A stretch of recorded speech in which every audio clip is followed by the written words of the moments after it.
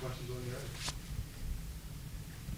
Coach, a couple of the guys have said they want to be the best receiving corps in the country. They don't seem to be shying away at all from expectations. Is that what you encourage? I think the biggest thing is just making sure that we're the best version of ourselves, and I think along with that, individual success comes team success, comes unit success. So for us, I mean, it's a challenge every day. Obviously, I know Coach has talked about it. Is spring's about individual player development, and again, not being the same version of yourself that you were in the Cotton Bowl, and not being the same version of yourself you were a year ago now. And I know that's kind of Coach lingo, but that's truly all we're preaching, is making sure that we're taking strides and getting better every single day. And and I think we've been able to do that so far this spring. Coach, when you return a top 7 receivers at the position, how does someone like a Daniel Blood or Joshua Manning stand out in camp so maybe they get some reps down the line? Yeah, obviously, for those guys that get valuable reps last year and earn the opportunity to play in games is huge. You never truly know, especially with those guys coming in the summer, where you kind of, look back 2 years ago, like a Mekhi Miller and a Luther were early enrollees, where last year, Marquise, Josh, Daniel were all, basically summer enrollees. So to come in, to be able to learn the offense, to learn, and be able to contribute, obviously, offensively and on special teams was huge, and be able to build that depth last year, and then obviously to build off of that for their first spring. Being in the room to be able to go through their first spring in a Mizzou jersey is huge, and just seeing their development and their growth has been encouraging. So just got to continue to force feed those guys reps and just continue to grow as we go into the last part of spring. We were talking to Marquise last week, and he mentioned he wants to take that next step, being more vocal, being more of a leader. What do you feel like the next step is for Marquise? Yeah, obviously, again, you never know what you're truly going to get from a true freshman. I mean, they're learning a whole new lingo. They're living by themselves for the first time, so you really don't want to put a whole lot of expectations on a freshman. And for him, you kind of saw it year one with Luther. You don't want to move guys around and put too much on their plate, because you want them to be able to be successful and have an opportunity to contribute. And I think that's the thing for him, is just continue to grow, continue to whether it's playing both the X and the Z, or obviously on special teams, just really continue to force feed the development piece, and just continue to be a all around receiver, and just learning the little ins and outs that maybe he wasn't getting at this time last year while he was still in high school. And Coach, with Theo, how much do you see him work maybe the kind of craft of contested catches, and what does that look like for him to just have that skill set? Yeah, obviously that's something we try to emphasize. We try to, again, put those guys in uncomfortable situations in practice, so that way they can translate it to the game. And, again, that comes down to, body control, being able to, get your hips flipped around last minute, and then obviously grip strength and things that go along with being a contested catch, player. And, for him, I mean, obviously it's been fun to watch the growth from that standpoint. And, again, just the understanding that that's got to be a big part of his game, and him understanding that and attacking that. And, again, I've seen him, do that again this spring, which has been encouraging, and continue to work on that. So that's obviously an encouraging part of his game.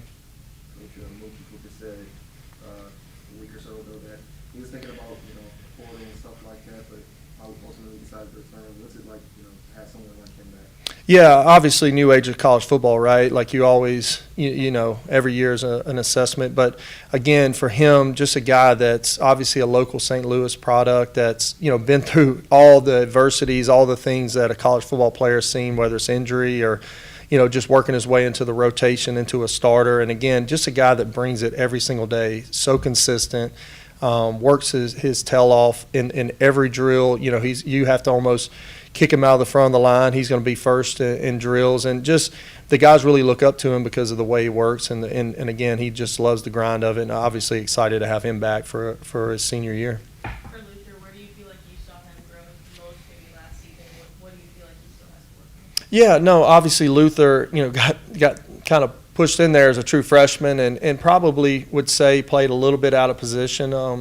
Moving into the slot was more his natural position.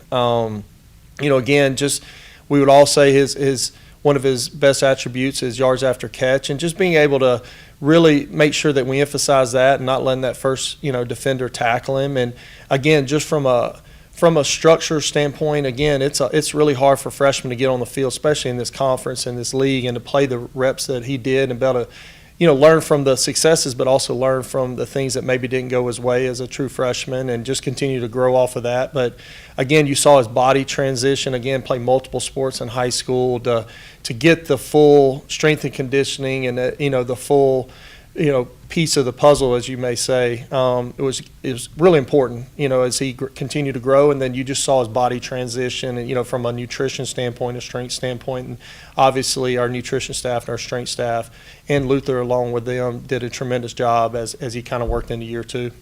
With Luther, is there anything he can do as far as route running to position himself more to get in those yards after the catch positions?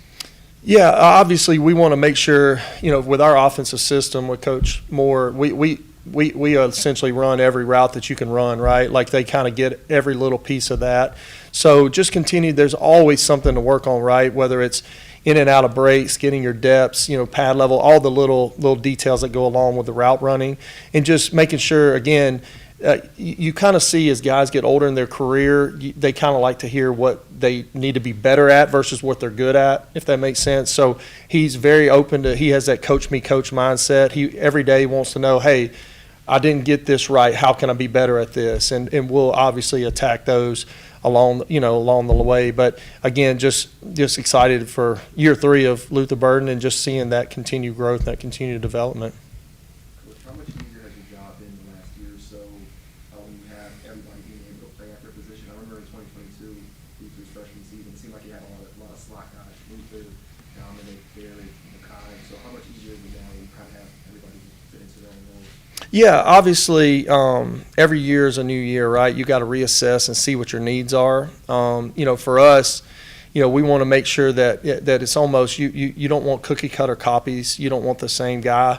It's almost you've heard the analogy building a basketball team on grass. You don't want all centers. You don't want all point guards. You got to have different guys that do different things at in different parts of the field. And again, having a yard after catch guy, or maybe it's a 50-50 catch guy, or, a guy that's really good in the red zone, or, a savvy slot that can get open. You gotta have different pieces of the puzzle, so that way when the different part of the game presents itself, you hopefully have someone that can make a play in that moment.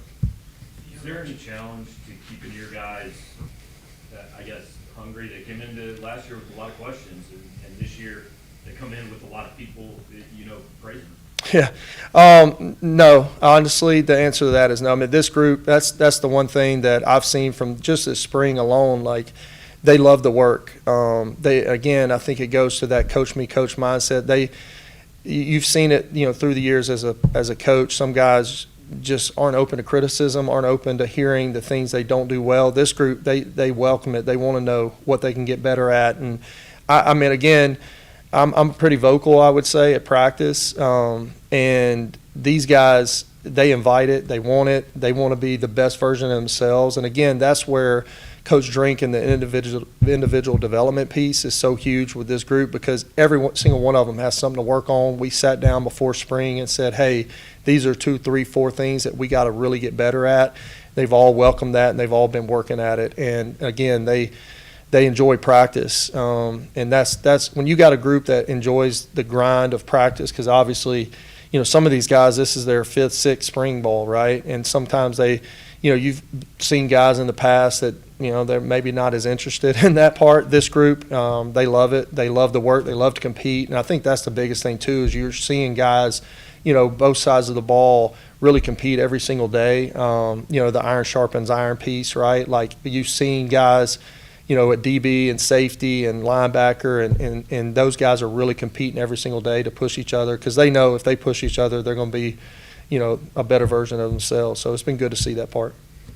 Theo identified as run after the catch of something that he wants to see Marquise maybe take the next step in his second year. How have you seen him improve in that? Yeah, that was one of the things that we really sat down as a group and identified the yak yards, as we call them. I tell them every day, there's no rule in football the first guy's got to tackle you, right?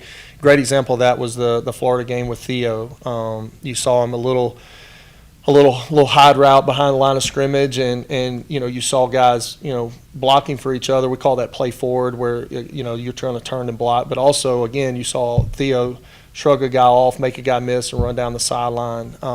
Same thing with Luther in the Kansas State game on that big touchdown on our sideline.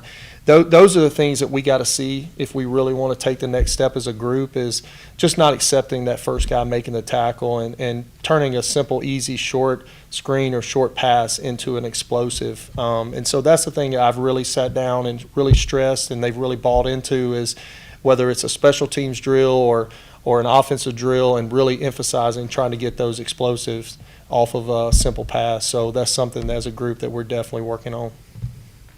Coach Aaron, looking at the ball, there being a lot of talk of blocking. Oh, yeah. After the lineouts, just, where does that stand heading into this spring was maybe an emphasis? Yeah, no question, right? Like if obviously as a group, that's the one thing that we talk about in our room: no block, no rock, and that's a huge emphasis for us every single year. And for us, that's what I love about Coach Drink is an emphasis is going to get emphasized, right?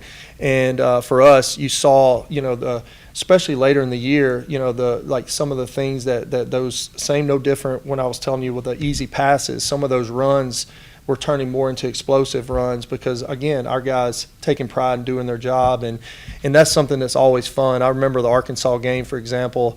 We're sitting there, and I remember Mookie Cooper was making a comment, and he was blocking his tail off, and he was doing some things, and Cody came and dapped him up, and he's like, man, I'm not getting these without you. And that's when you see that stuff come full circle and the pride that they take in that. And again, I think that's something we always have to get better at as a group. You always have to, make sure that's a huge emphasis and you get what you emphasize. So for us, that's always going to be day one emphasis, and it's going to be day 15, and it's going to be day one of fall camp. That's the one thing that we're always going to make sure we emphasize in our room, because truly that's what's going to allow us to be the best offense. Is if we're doing our job on the perimeter, we're only going to add to the value of the offense. How much more comfort do you notice in the guys, not just another year with you, but another year with Kirby, with Brady? There's a lot this Yeah, continuity, right? That's hard to get, especially in today's modern world of college football. I was talking with Brady this morning at breakfast, and it's really obviously great to have a guy that's been in the battles, and it's, again, no different where Brady has seen the good, the bad, and the ugly that goes along with football. And again, just having the continuity for us.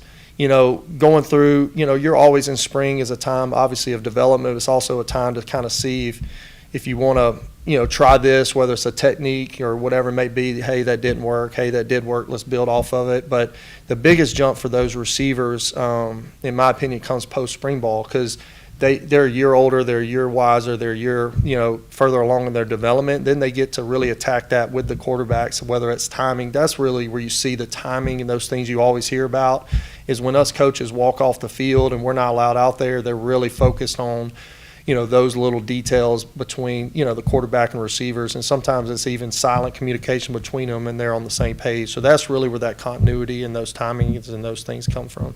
With the blocking, what are kind of the first steps of installing that, especially when you have guys coming in at all different levels of experience depending on what they did in high school? Yeah, again, kind of go back to you get what you emphasize, right? If you go into day one of say, for instance, we'll have 2 guys that enroll this summer, right? If we wait till day 3, day 4, day 5 to start talking about blocking, probably not going to get the emphasis you need. So it's got to be the first day, the first meeting, the first time they walk in there. You got to make sure that you're setting the tone with that. And as you've been here and as guys seen the successes and the failures that go along with it, all you got to do is just show them the film, right? Hey, here's an example where we did our job, and look at this play. Or hey, here's a video of us not doing our job, and the explosive or the play didn't work the way we wanted it to. So again, I think it's like everything else. You show them the good and the bad that goes along with doing your job and not doing your job, and you just got to get the emphasis piece on it. Just going back to the continuity there, what are some differences early in spring camp that you've been able to get to just because of all that continuity? Yeah, obviously year 2 in the same system, right? The terminology, a lot of times, look at last year, rewind to there, we're learning formations. We're just learning the terminology, period. You're trying to make sure that guys know where to line up and whatever the play may be, trying to get to the right spots, where now we're really working on the fine details of those routes, of those plays that Coach Moore is calling.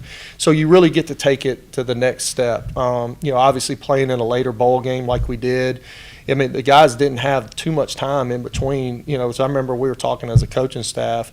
I mean, it felt like we just finished, and all of a sudden we're in the spring ball, which is great because you're able to build off of that, and it wasn't too long ago that our last game was played. So I think just continue to the fine details, right? That's the thing that's going to be the separators, doing the little things better. And you've seen guys really, again, have that, I keep saying it, but that coach me, coach mindset. They just continue to ask questions. Hey, how can I improve? I didn't win on this route here. What can I do a little bit better? And just asking for that information and that input has really been the coolest part for me, is just watching them grow from that part. Got time for one more. Once or twice. So. Appreciate y'all. It's good